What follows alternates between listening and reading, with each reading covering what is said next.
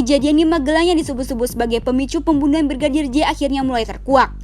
Pengacara Bribka RR, Erman Umar menceritakan kronologi kejadian di Magelang pada 7 Juli 2022 lalu. Menurut Erman Umar, pada tanggal 7 Juli 2022, kliennya disuruh untuk mengantar kebutuhan anak-anak Ferdi Sambo yang bersekolah di Taruna Nusantara Magelang.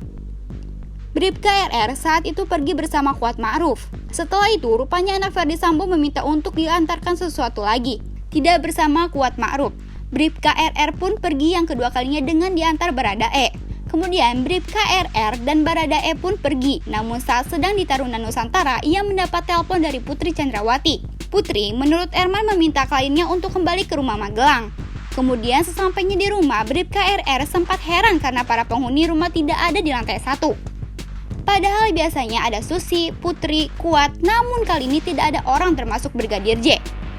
Kemudian Bribka RR dan Baradae pun memutuskan naik ke lantai atas dan melihat Susi sedang menangis. Bribka RR bertanya pada Kuat, kemudian masuk ke kamar melihat Putri berbaring. Namun saat itu kata dia Putri Chandrawati tidak langsung menjawab pertanyaan Bribka RR. Putri Chandrawati justru menanyakan keberadaan Brigadir J. Menurut dia, kondisi Putri Chandrawati saat itu sedang berbaring di atas tempat tidur. Saat itu ia melihat Yosua hendak masuk ke kamar Putri, namun dihalangi oleh Kuat. Saat itu, kata dia, Bribka RR merasa ada pertengkaran yang terjadi antara Kuat dengan Yosua, sehingga Bribka RR mencoba menjaga. Yosua kemudian turun. Bribka RR lalu memanggil Brigadir J untuk mendatangi Putri. Saat itu, lanjut dia, Bribka RR sempat bertanya pada Brigadir J apa yang terjadi. Brigadir J, kata Erman, juga bingung mengapa Kuat marah padanya. Saat itu, Bribka RR pun mencoba menenangkan Brigadir J dan memintanya untuk sabar, lalu menyampaikan pesan dari Putri Chandrawati.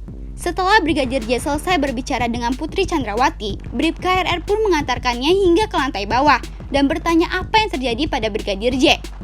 Namun kali ini Bribka RR merasa ada yang berbeda dengan sikap Brigadir J. Namun menurut Bribka RR, kata Erman, sikap Brigadir J berbeda. Kali ini sikap Brigadir J lebih melunak dan tak lagi emosi. Ia pun memastikan bahwa kliennya tidak melihat adanya tindakan pelecehan yang terjadi di Magelang.